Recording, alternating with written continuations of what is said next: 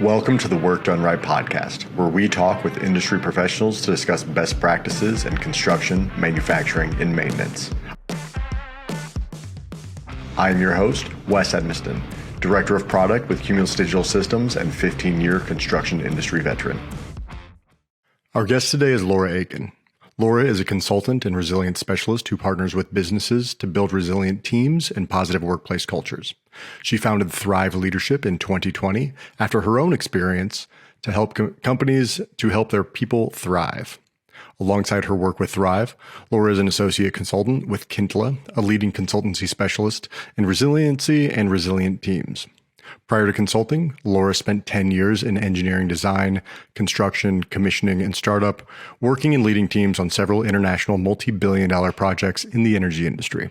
Laura is a registered yoga and meditation teacher and has been teaching and leading global retreats since 2016, where she incorporates holistic practices for integrative solutions that help leaders build lasting resilience. Laura, welcome to the show. Thanks, Wes. Great to be here. Great to see you again. Yeah, well, it's great to have you here talking about an extremely important topic that I don't really feel, in our former industries, that they don't really get enough attention. And that's things like burnout and really mental resilience. So before we get diving in on that, Laura, would you mind telling me just a little bit about kind of what your background was prior to doing the consultancy that you're doing now, and just a little bit more about the work that you're doing now? Yeah, of course. Thanks. So going way back, I grew up in the Middle East in a really multicultural and diverse environment, and it was a wonderful upbringing, and I was really privileged to be able to kind of grow up in a place where so many cultures could intersect. Fast forward, I went to University of Bath and did chemical engineering and sort of set up for a career in the energy industry. And it wasn't until I got into the workplace that I started to see some of these inconsistencies between what I thought positive culture was, work culture, life culture, whatever, and what was playing out before my eyes. And stress and burnout and that sort of busyness culture definitely came into it, but also how that intersected with inclusion and allowing people to kind of show up as their best selves rather than a molded, conditioned, trained version of a robot, a proper corporate soldier. Right. So I spent 10 years in engineering, commissioning and startup construction in the UK, US, and Australia. And for the most part, it was a great experience, and I got to work in really cool, challenging dynamics and projects and meet really wonderful people. But I think, that inconsistency just continued to grate on me, and it was a sort of death by 1,000 paper cuts type experience. You slowly get, kind of eroded away. And on my last job, the combination of culture, a quite demanding work environment, and a new job, and in a new country with a real lack of a support system, all of that meant that I burnt out. I was sort of emotionally, mentally, physically tapped. Relationships were kind of put under strain, and I was, really in quite a bad shape. And I was fortunate enough to have a couple of managers who were kind of on side and allowed me to take some time off and get some perspective. And over the next couple of months, I decided that I really wanted to work on helping people not have to undergo severe burnout, to realize that there was a problem in their lives and how they were living and how they were working. So in 2020, when we were all sort of looking at ourselves in the mirror, figuring out what we wanted to do with the rest of our lives, given this new dynamic, I left the corporate world and started Thrive, where we focus on helping companies build resilient and inclusive teams. That's excellent work, and I will say that I'm sorry to hear that you had to go through that experience, as as I am sorry that anybody has to kind of go through similar experiences like that. It's great to see that you came out the other side really with a refreshed new purpose, kind of driving you forward to be able to do things like this, to help other people to learn to navigate those experiences in a different way. Something that just came up a lot while you were talking, and I think a lot of people have heard of, maybe in different contexts, but they might not understand kind of definitionally what we're talking about, is burnout. Could you kind of better define really what we're talking about whenever we're saying burnout? Not necessarily I think what a lot of people would associate is maybe I worked a couple of long shifts and now I'm just really tired at the end of that, versus more of a systemic and chronic feeling that kind of promulgates through the whole of your life effectively. So could you better define for us burnout and maybe what some of the frequent warning signs of burnout are? Yeah, it's a great question, a great comment, because I think the word burnout is bandied about quite a lot. And the more we use it without its full weight, I think we can devalue it quite a lot. There's a few different scales that can represent burnout. But ultimately, burnout is total physical, mental, and emotional exhaustion. It's it's a sort of dorsal vagal shutdown terms in the if you're thinking, sympathetic nervous system and polyvagal theory. But it's essentially, you've worked yourself so hard that your energy is tapped, and your body is essentially in a state of severe stress, maybe even similar to a state of trauma. So there's a few different early warning signs that you can look for. One of the really, one of the first things that I look for is if a person has an overwhelming desire to kind of prove themselves or show other people, what they're made of. And lots of people have that trait, especially women or minorities or people who feel somehow othered in a workplace. They're showing up not just for themselves, they're showing up for the people that they represent, for better or for worse. So yeah, that sort of desire to prove oneself can be a slippery slope, because what it leads to is compromising boundaries, which is another kind of early warning sign. If you're starting to slip on the things that are important to you and kind of sacrifice yourself and your needs for others and for the workplace, that's a big red flag.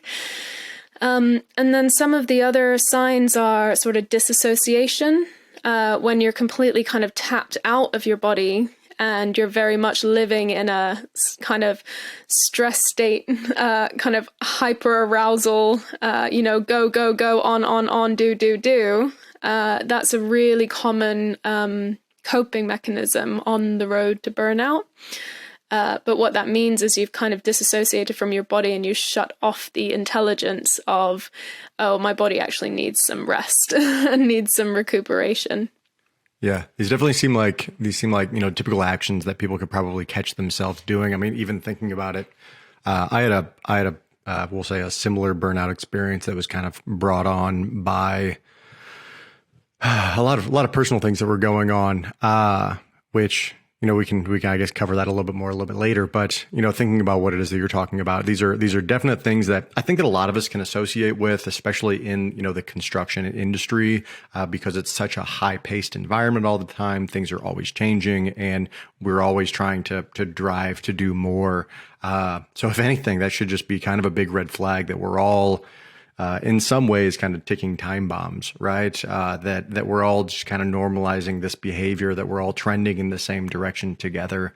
I wonder, in this, you said that, typically we're talking about, potentially women or minorities or anybody who feels like kind of an other. Is there anything else with that as far as, are there any, I guess, groups of people that are, we'll say, disproportionately affected by things like burnout, and how does that, I guess, tailor into their workplace actions and attitudes? Yeah, it's So there's not necessarily one group that's disproportionately affected by stress and burnout, but anyone can face stress and anyone can face burnout. Often our ability to manage stress or make workplace stress manageable is drawn back to the resilience mechanisms that we've built in ourselves when we were children. The ages sort of between 0 and 4 is when you're building a lot of the sort of neural pathways that help you regulate stress and build resilience.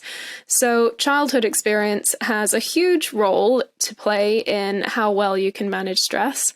What you do see in underrepresented groups is that kind of desire to prove yourself, coupled with the lack of a support system. So if you're looking around and there's no one like you, it can feel really lonely and it can feel really isolating. And that's, one more thing that is draining you. I'll say that, but at the same time, white men or men are not faring well in the construction industry either. In construction, the suicide rate is 5 times greater than all fatal work-related injuries. And that's a 2018 study from the U.S. Bureau of Labor Statistics. So when suicide rate is higher than fatal work-related injuries, that makes me think, why aren't we spending as much time on mental health, which is predominantly impacted by workplace stress? Yeah, that's a good point. On project, we talk often all about safety, that the individual's safety is the most important thing we have going on. If there's a task that we get to that we cannot complete that safely and with we'll at least say with as low as reasonably practical level of safety or of inherent risk with that, I suppose that would be, then we're just not going to do it. And we dedicate all of this time and energy and money really toward promoting this safety culture.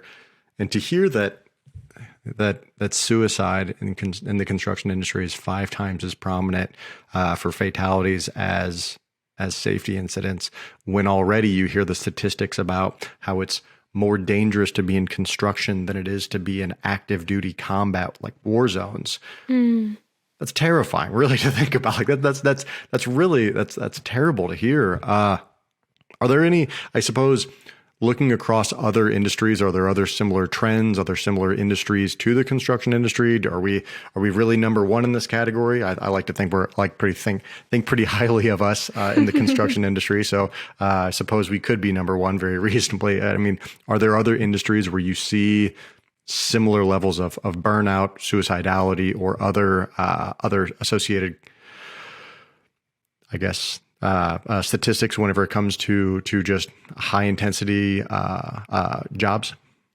So consistently what you see in terms of mental illness and suicide rate is construction is one of the worst offenders, as well as equally sort of demanding and isolating fields like, offshore work or extraction. We often see is up there. But you can pull that, those characteristics into a lot of different industries. The finance industry, for example, is very heavy hours.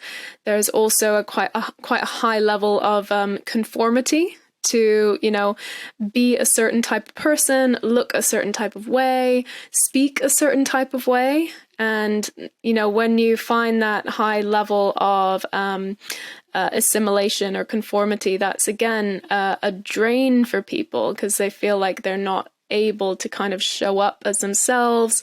They're not able to ask for help, and they're not able to take time off when they need time off. So it does cross industry, but some of the common characteristics to look for is, do people feel safe to speak up? Are people, overworked with unrealistic project timelines or, workload or work intensity? And do people have a support network of people around them? If those three things are not there, then it's a risky industry or company or workplace to be in when it comes to burnout, stress, and mental health. Yeah, that all makes very well sense, especially having a support network. I mean, that you cannot overstate enough how important it is to have really a group of people around you, even if it's just a handful of folks that are there that you can speak openly with, that are there to support you in various ways. And in the workplace, that's why things like employee resource groups can be really powerful. And I think, the social side of employee resource groups or business resource groups can have a bad name sometimes, but it really serves a purpose in connecting people, across functions, across, job locations, across like floors of an office, and creating a sense of community and people that you can kind of tap on when you need them. So the team builders and the ERGs and the socials, it sounds quite frivolous, but it does serve a purpose. Yeah, there's a lot that you keep saying that I definitely see myself in. Whenever you're saying like with the resource groups, right? I have definitely been one in the past to look at these things like, listen, we have the job to do and everything else. So just work on the job. That's it. Just keep moving forward. And even, thinking about like you were saying, the kind of the behaviors of the expectations of kind of who you're supposed to be. I've definitely caught myself in that. I was in the industry for 15 years. I was very much it doesn't really matter what we're talking about. While we're on the job, we're on the job. And I don't care if we're working 50 hours a week. I don't care if we're working 90 hours a week. We're here to get the job done, and we're going to put in the hours in order to do the job. Thinking back, I've always tried to be supportive of people whenever they're going through something, or whenever they have, whenever they're looking a little bit kind of down, whatever it is. So I wasn't necessarily, an asshole, but I was very hard on myself, thinking, the hours are fine. I don't really care. I can keep doing this forever. I don't know why anybody even needs a day off. We can just keep going, right? Just kind of blowing through all of the red flags that you were talking about earlier, about these are all of the ways that you're going to get to a state of burnout. And honestly, I'm pretty aware of myself.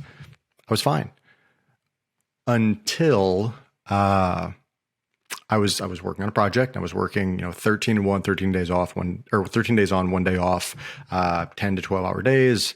And, my wife, who has a chronic illness, was going through a treatment, and it got, it was very hard on her physically.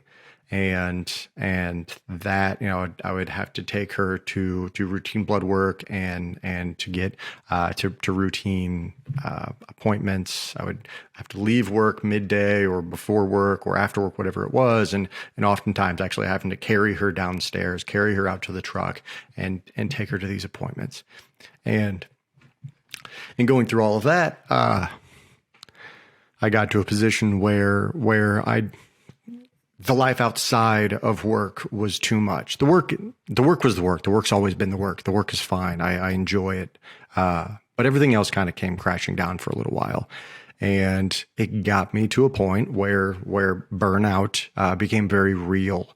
And I started recognizing that I'm not the same person that I was 2 months ago. I'm not nearly as capable. All of the full on fatigue and everything else that comes with it was there and very, very real. So this is now a topic that I find very to be very worthwhile to promote, and that's why I'm happy that you're here to talk through this. So, I'm wondering, thanks for Laura, sharing that, Wes. Yeah, it's kind of difficult to talk about because again, it's an important topic to talk about, though, and not just for my own story, but for everybody else's. I know there are plenty of people out there that have gone through very similar things, and it's hard to recover from. So, I wonder, Laura, say there are other people out there like me that just, blew right past the stop sign, kept going and kept going and kept going. And then one day they find themselves and maybe they have some brain fog, maybe they have some fatigue, maybe they're starting to see health issues pop up in themselves, or they're just not quite the same person that they were 6 months ago or a year ago. What do you recommend? What techniques or tactics are there out there that people can employ to one, really identify, okay, now I'm in this state of burnout, and then I guess moving on from that, what they can do to start to improve their outcomes. Mm-hmm. Yeah. There are a few things that people can do. And I guess I want to preface this with there is always individual accountability to, our personal stress, personal resilience, and, personal boundaries. But at the same time, companies and organizations have a duty of care to their people as well. And, you and I could be doing all this good work to make sure we're showing up, our full selves and we're ready to go and the cup is full and we've got all the beans. But we're working in an environment that's inherently draining, and that's unsustainable. The other thing that's unsustainable, which is important to, I think, be aware of, is humans are not designed to be in a state of stress 24/7. And we are stressed out much more when we need to be. The stress response is designed to get us out of threat, get us out of danger. And it's a short-term response that fills your body with cortisol, adrenaline, you fight or you flee. But what has happened now is, we can't fight and we can't flee because often we're in a work environment. So a lot of that just kind of stays with us. And that, even the physiological sort of, converting things into this hormone or this endorphin and then converting it back again, that can take energy. And there's a lot of physical symptoms that can result from burnout. Step one, and the work that I'm about to talk about is really rooted in a company called Kintla that you and I know very well, that I partner with a lot in this resilience work. So step one is really around noticing and naming stress. And stress looks different for different people. Start to get a picture of what your stress response looks like. What does it feel like in your body? What emotions do you associate with stress? What sort of thought patterns do you have when you're in a stress response? What's some of the body language that you can notice in other people when they're stressed out? You can build a little team of accountability that's saying hey, man, are you okay? Because you're starting to look and name stress. And the work that Kintla does, they just call this the red zone, which I love because it's super disarming. It doesn't have to be really emotional or anything like that. It can just be I'm feeling a little red zone today. And that just makes it a lot more simple. Once you've gotten aware of noticing and naming stress, the step is to regulate out of stress. And there's 3 different ways to do it. The first is bottom up. So that's around using your body to signal to your brain that you're safe and kind of overriding the nervous system response by using physical activity. So that could be deep breathing. The military use square breathing or box breathing. It's also a breath work that we use in yoga. It's called Sivananda breath. Would you like to describe to people what box breathing is in case they've never heard of it, box breathing or triangular breathing or any of those? It's great. So, inhale for a count of 4, hold for a count of 4, exhale for a count of 4, and hold for a count of 4. And, you can repeat that 5, 6, 7 times if you're feeling stressed out. And that's one of the only and very powerful ways we have to consciously override an unconscious system that is the nervous system. Walking, eating, having a cup of coffee, listening to music or blocking out noise, anything sort of sensory falls into that bucket. And again, it's finding what works for you, and having a little, having that list down so you know what to pull on. The second kind of category of regulators is top down, which can be a little harder, but it's more around mindset and cultivating a mindset where you're able to notice stress and take a step to get perspective, essentially. So that could be making a list. It could be focusing on things you can control. It could be, using humor. It's essentially like mindset techniques to get perspective and refocus your energy or attention. I quite like gratitude exercises in that bucket as well, because you're starting to bring the feeling in as well, and that brings you back down into your body. The last category of regulators is relational, or, sort of community-based. And the more positive, frequent, meaningful interactions you can have with other people, the less stressed you are and the more resilient you become. It kind of makes sense because humans, we feel safe. It's that safety in numbers. And if we have people around us, we have a support network around us, we're better able to handle the challenges that sort of come our way. But it's great because with having multiple avenues to pursue in the event that you do end up getting into this position, with having multiple levers to pull, maybe you're not always in a place where you can, find whatever your action is, right? Maybe you don't have the opportunity to go to the gym right now because you're at work, you're on a construction site. Maybe it is that you're in an isolated location and you don't have the opportunity to be face to face with somebody and have these conversations. So it's important to me to have, like you're putting it, these three different pillars, I suppose it would be, in order to lean on in the event that you get yourself into this position, or if you're starting to see these warning signs. The interesting thing is, while I think a lot of people, even still now, they hear these things and they think, okay, this is very, spiritual or kind of like voodoo magic. If anybody's ever listened to the Huberman Lab podcast, one of my favorites of all time, I don't know if you've ever listened to it. He's a professor of neurobiology and ophthalmology at Stanford. It's really about as reputable as you can get.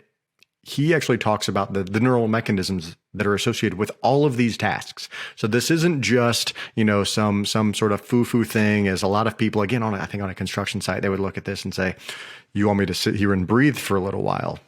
I don't have time for this, or this is pointless. There's a lot of science behind how valuable these actions, these activities are.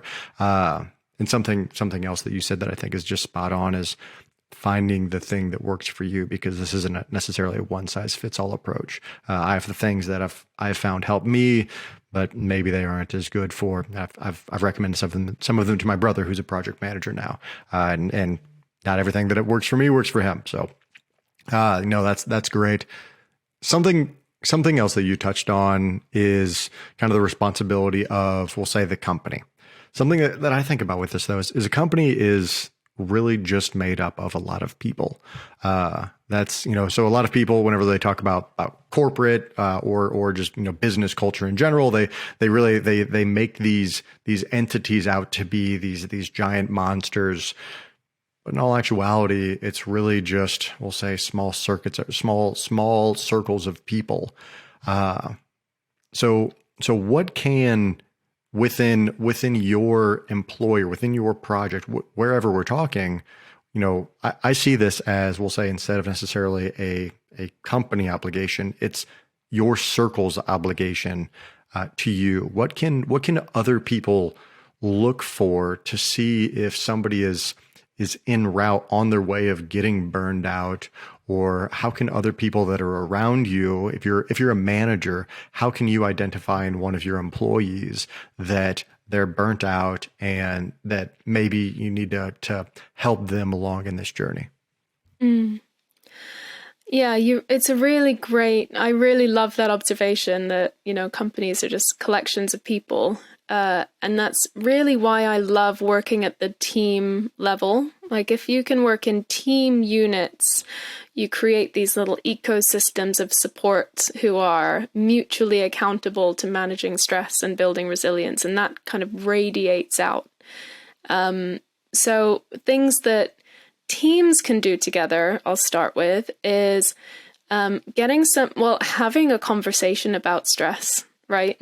in a way that, again, in a way that works for them. And this could be, it can be a toolbox talk. It can be, a safety oriented conversation. It could be something that's more of a team builder or done socially, but have conversations about stress and start to notice and name how different people experience stress. And people are we are much more intuitive and intelligent than we give ourselves credit for. When someone's come into work and they're off, right? But often we're just so swept up in the work that we just keep going and we don't pause. Just like we would pause, that it's built into our safety processes that we pause and evaluate before we start a job. Why can't we build into our safety processes that we pause and evaluate people's sort of mental and emotional state before we start a job? Because also, if you're stressed out, you are more likely to have a safety incident, and you're a risk to yourself and you're a risk to other people. So I think creating that ecosystem of intelligence around what does stress look like for different people, and then build in team rituals that help people regulate and manage stress and build resilience. So, the team coffee or a team lunch or strategy sessions where you're kind of taking people's brains out of the day to day and you're getting a little bit more big picture. Walking, exercise challenges sometimes can work, or meals, even having maybe music on in a certain workspace, if the workspace allows for it. So how do you use some of those concepts in the bottom up, top down, and relational, but build them into a team ritual that everyone's involved in? And that's how you start creating this kind of support system that supports each other, manages each other's stress, builds each other's resilience, and kind of radiates positive culture out through the organization. Yeah, that's great. One of the things that it kind of sounds like is kind of permeating through most of those, I guess, actions that people can take is having some level of dialogue with people, promoting conversation with the people around you. Something that I used to say to the folks that would work for me in whichever various contexts is, I can't read your mind. You can't read my mind. So we need to have a conversation. And I think about this in the same way whenever it comes to burnout and mental health. We need to encourage people to have a conversation. We need to encourage people to get everybody on the same page. And when somebody brings something to you, because, as you were pointing out, the rate of suicidality is horribly high in the industry. The level of burnout, I mean, it's bound to happen to somebody that's around you, that you're connected with. When somebody inevitably brings this to you, just have a positive conversation with them and listen. But promoting that conversation has to kind of start before any of that. Would you agree? And is that something that we usually see? I mean, you were in the industry for 10 years. Did you have people around you that encouraged you to talk whenever you started feeling a little burnt out or stressed? I think I was usually that person for others. I had a couple. I had a couple in my corner. Positive, frequent, meaningful interactions with other people is one of the most powerful ways you can manage stress and build resilience. But this kind of comes full circle back to our first conversation, which is around inclusion. And often you find in a construction site or in any industry that has a bit more of a maybe monolithic culture or an expectation of this is the type of person who is in this work, those frequent positive meaningful interactions happen with the dominant group, but there are exclusions or silos. Which means other groups may feel unsafe or unsupported. So, to kind of up-level this connection, it's thinking about the people who you maybe feel a little bit disconnected from and being proactive in reaching out to them and and having those small, frequent, meaningful interactions, even and especially with the people who you don't necessarily mesh with straight away, because that's where real magic happens, and you're starting to include people who may feel excluded. Yeah, that's really interesting to think about. I think it's interesting to think about because I reflect back as you're saying this to the different, I guess, social groups that I was in when on project. When I say social groups, I mean you will end up gravitating toward people who are like you in some fashion, right? And I've said this to people. Yeah, it's the natural thing to have happen. And when people disagree with this, or whenever they try to put it in kind of strict buckets, I've related it to, if you've ever been to the gym and you're in a new gym, you're going to go to the people that are effectively built like you, right? So they're in a physical aspect, you can see how you do that same thing. And then, whenever you're in an educational setting, you'll go to people that are kind of testing like you. So, well, there's that, right? So we have these kind of domains that wherever we are, we kind of associate with those that are on our level.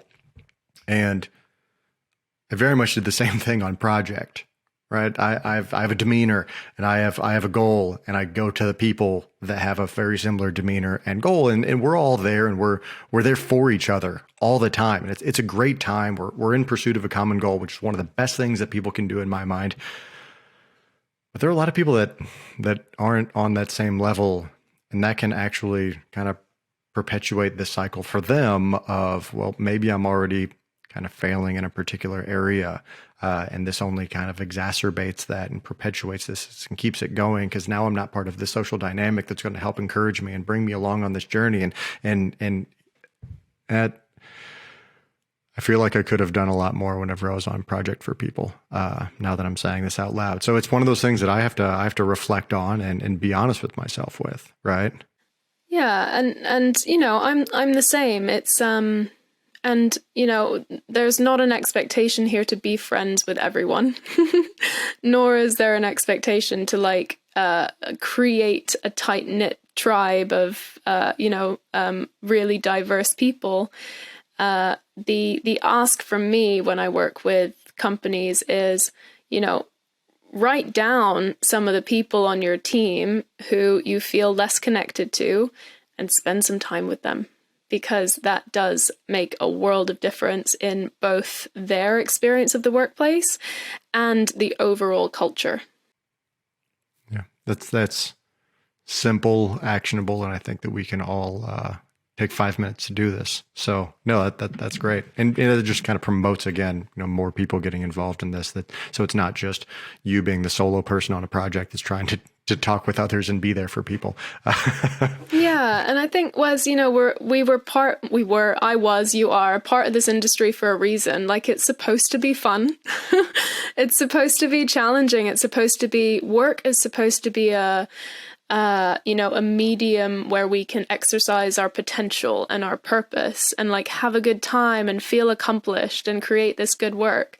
And if we just do ourselves a little favor in making it a positive place to work, if we just get out of the way of people, then they will deliver. People inherently want to deliver. Yeah, absolutely. Nobody wakes up and says they want to go to work and do a bad job, right? We just need to do what we can to provide the right environment for them to be able to do so. And I was listening to a podcast that you were recently on, I think late last year, called the Uneffing the Workplace or something like that. Yeah, by the Work Pirates. It's great. Yeah, something like that. And you said something in there that this is that kind of trauma, or this burnout experience is it's a very subjective experience. Not everybody is going to go through the identical situation and respond to it in the same way, right? 5 people can go through this and they're totally fine. And then one person goes through this exact same experience and they are left extremely stressed. They have a difficult time coping with it. And I think that really well speaks to what you're saying, that some people may have the social group there that they're around that helps to kind of carry them along on this. And if we just extend out to this other individual, we can prevent a lot of this from happening. And we can ultimately get to the end goal, which is a safe, high quality, reliable end result of this project that we're able to carry on from and go to the next one. So I can definitely see how this all kind of interplays. Is there any information out there about how level of burnout or level of engagement affects things like safety or quality or productivity of workers in a given workplace? Well, the work that Kintler does, they've associated what they call the gray zone and the red zone with the highest number of incidents. So the gray zone is kind of where you are checked out, tired, disassociated, bored, which, can be a consequence of too much stress, but it also can be related to kind of not enough stress in the work environment, because we need a certain level of challenge to be like engaged and energized. And the red zone is that too much stress. You're in a stress response, your primitive brain has taken over, you're essentially in a fight or flight mode, which means that you actually lose some of your thinking capacity. You're in a sort of brain hijack, because your primitive brain, or the ancient part of your brain that's responsible for your sort of unconscious functions and keeping you alive, it takes over the rest of the function, because it's like the main priority here is to keep you alive. So I'm shutting off the impulses to all the rest of this. We don't need any complex problem solving right now. We don't need any creativity. We don't need any relationships. We just need to get out. So, you're not using your full brain. Which means, you're more likely to have a safety incident. And of course, that would impact performance and productivity as well, if you're showing up in some cases with half your IQ. Yeah, I've like I said, I've listened a lot on this topic whenever it comes to listening to the Huberman Lab podcast. Really, again, anybody who's never listened to it, you're missing out. But I've never really thought about it in the sense of, realistically, whenever it is that you are shifting toward this more sympathetic mode instead of a parasympathetic mode, versus you have effectively your cerebellum taking over the majority of the daily tasks instead of having work going on in the prefrontal cortex, and you inherently with that you're losing executive function. And I've never really even thought about, kind of connecting those together. I would think about in the positive aspect, not necessarily in the negative aspect of what you're losing. So that's dire, the consequence to all things. I mean, for productivity or safety, or just generally speaking, fine-tuned tasks, which is what quality effectively is. Wow. I wanted to touch on something that was the experience that I was having, and it sounds like the experience you're having and a lot of people are having, which is, we get into this like stuck on mode, and it's that state of hyper arousal. You're almost constantly in the sympathetic nervous system. And it's go, go, go, and you think that you can handle it. But what's actually happening is you are so close to capacity that if anything, like it's, whatever straw comes next is the one that breaks the camel's back. And for you, it was obviously dealing with really serious health issues with your family. For a lot of people, it is the physical impact of stress on your body. I had loads of things going on, and I thought I was getting tests. I was getting I thought I had maybe a hormone imbalance or something. It was just really confusing physical symptoms that were starting to add on to this state of emotional strain that I was in almost 24/7. And I mean, again, for me, it was a new city, a lack of a support network. The construction culture was difficult for me. I had unwanted attention from someone on site that was that I was trying to manage without going to HR and having to do that whole process. For better or worse. I don't know if I would do the same thing now. And it's just one thing on top of another.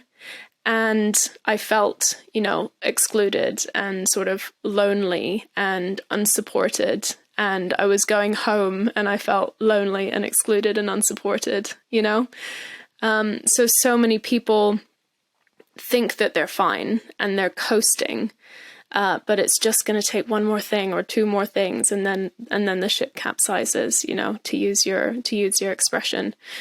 So don't wait for the ship to capsize. Build in time for rest.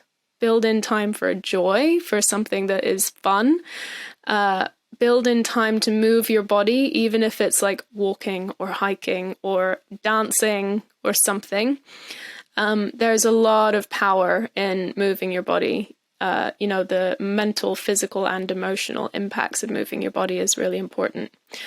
So I, after I had like the sort of one serious episode of burnout, I took a month off, with nothing. I went home. I stayed with my mum.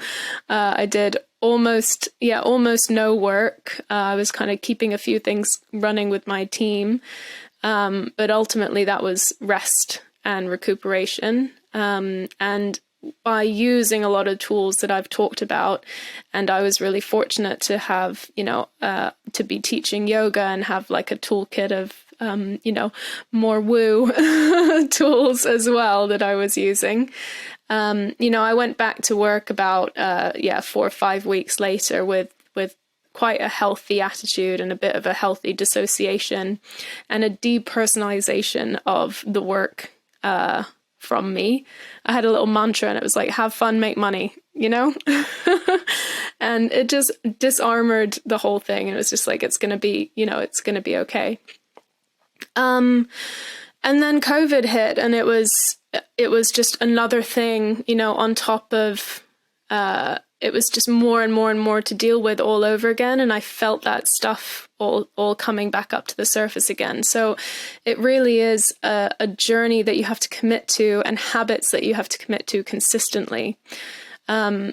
It's been way better since I left that environment completely and built a life around me that is inherently nourishing rather than inherently draining. So I don't have to fight against a system every day, But even now, I've got a lot of internal stories or training or, habits that is hustle, hustle, hustle, go, go, go, urgency, urgency, urgency.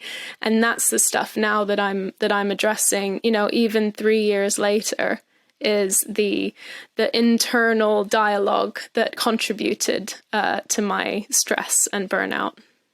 Yeah, it's understandable. So many people, I was and am still largely the same way, where you associate your character, your whole personality and persona with your job. And in some ways for better, in some ways for worse. That's just kind of by nature of, say, modern society, kind of what we do. But that's not always the right answer.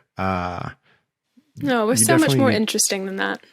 Life is. And it's one of those things, it's funny. I was talking with my father-in-law here recently, and he had come over. He recently retired. He's doing consulting now. He used to travel all the time for work. And we were talking, I did the same thing, out of at the time, whenever I left my last project, out of the 10 years that my wife and I had been together, we lived in the same state about 4.5 of those years. So traveling around was kind of what I did. But, I was talking with Tim here recently, and he had said, I travel maybe, a week a month now. I'm home all the time. And I said, Tim, what was it like for you whenever you realized what people were talking about whenever it came to work-life balance? Right? What was it like whenever you found weekends, like actually had time at home on the weekends? It's just the craziest thing that, for the longest time, I would hear people talk about this, and I was like, you're joking, right? Get over yourself. You're fine. Keep going. And then I got to actually live it for a while. And this is amazing. There's so much more to life than just working all the time. So I think that gets lost on a lot of people, at least, especially in the construction industry. It does. And living a good life contributes to being able to do good work, If you're looking after yourself and you're having a good time at home, you have more energy to commit to, those fun and interesting challenges that we encounter in the workplace. Yeah, I couldn't agree more. Laura, I think we're coming right up on time, so I'm going to ask some last minute rapid fire questions to get to know Laura Aiken, the person, not just Laura Aiken, the professional. So even given the fact that you don't necessarily, associate so much of your identity with your career anymore, what would you say your number one motivator in your career is? Quality of life. It's changed so much. Yeah, we should all strive to get a little bit more of that, I will say.